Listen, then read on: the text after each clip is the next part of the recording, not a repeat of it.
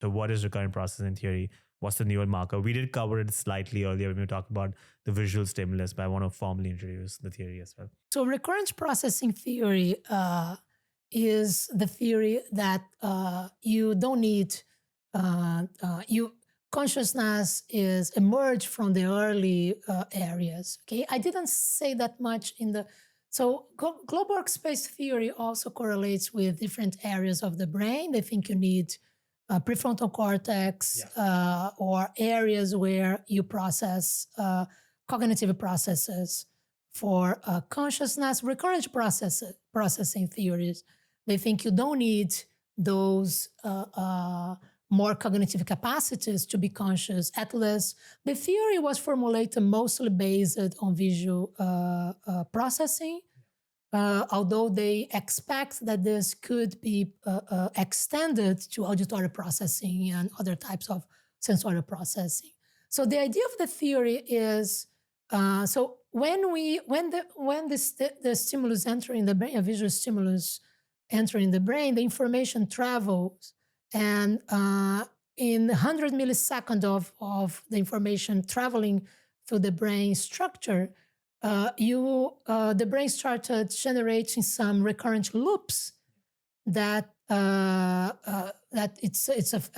you have like a feed-forward processing and a feedback processing that starts at certain point. And this feedback processing starts before, for instance, the P300 measure emerges. But the recurrent processing theory, those recurrent loops gives you around conscious experience. You don't need the stimulus to travel for the activation of the P300 to have a conscious experience. Conscious experience would emerge before. And the theory predicts that what correlates with the P300 is our capacity to give reports to the stimulus, to be aware of the stimulus, to have access conscious to the stimulus, tells what the stimulus is. Okay, but the phenomenal consciousness would be already in the picture before. One way to test this theory is through backward visual masking. What I do is I present a stimulus to you and I disrupt your consciousness of the stimulus. And the way I'm disrupting your stimulus shows that probably your what I'm disrupting is those recurrent loops. Yeah. So I'm disrupting one type of processing in your brain. So you have one stimulus, and if I create a competitive stimulus, I enter another stimulus, disrupt the consciousness you have of the first stimulus, and you become unconscious of the first stimulus and thus conscious of the second stimulus, okay? And what they did, they create a similar paradigm with faces to test if infants would have those, would be susceptible to those effects. Yeah. And what they show, Nakashima and colleagues have an interesting experimental paradigm they create to test this, and they show that infants seems to be able to see the stimulus and not be susceptible to the visual mask. And this was interesting because this was also a problem for the theory. One question is whether infants see actually is a different problem. According with this, maybe infants can see more than us. They're more visual consciousness than us, because probably some type of recurrent processes that develop later, our brain has type of development of recurrent loops, that some types of recurrent loops emerge later in development, around 7 months. This is Alison Gopnik's work. Alison Gopnik, she thinks that maybe infants are is more attentive, has has less filtering. Yeah. Yeah. And so we would be more attentive to more things, would be less filter. But you can correlate with her idea of being more conscious, of has less filter for your attention, a type of lantern attention, and less focused attention. You can correlate this with recurrent processing theories ideas. I have a view that we can accommodate these findings that shows that infants are not susceptible to visual masking with the theory.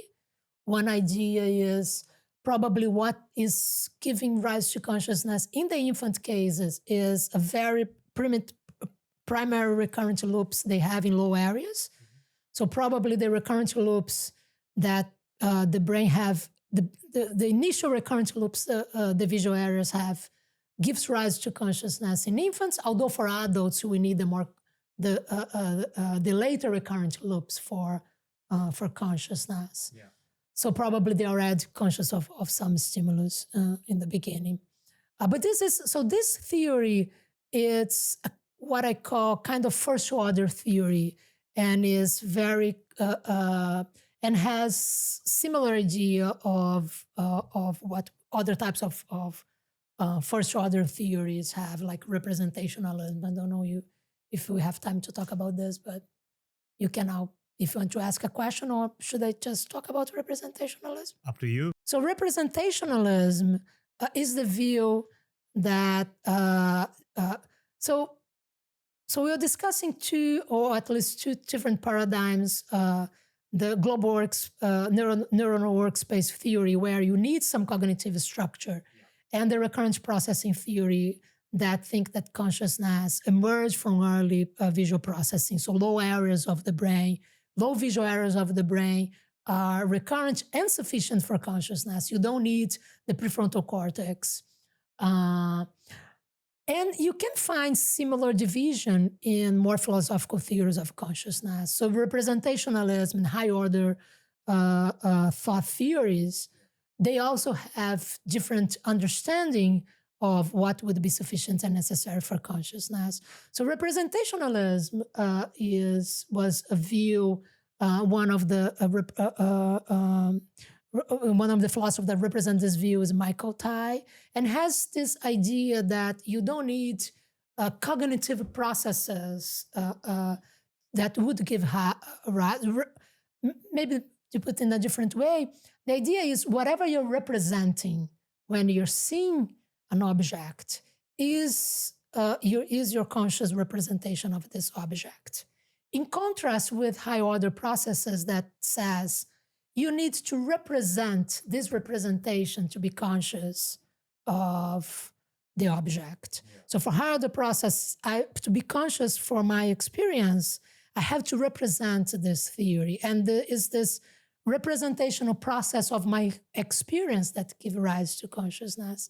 Representationalism says, no, you don't need this second order thoughts. The first representation is gives you a red conscious experience. Yeah. There are some constraints, some conditions for what are the conditions for representing. So it has this idea that the representation should be a representation that should be available for action control. I should represent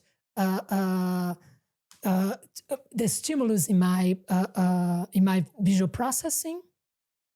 Okay, there is some complicated conceptual steps that they call the stimulus should be poised and available for control. But I think for more general understanding is the idea that whatever I'm seeing, when I'm seeing this object, I'm representing this object, and this representation is a conscious representation of the object. And if this representation is available for the system to act in the world, it would be one condition that so that we can connect this with the idea of behavior flexibility. Okay, for the behavior to be flexible, I need the experience to be available for action control.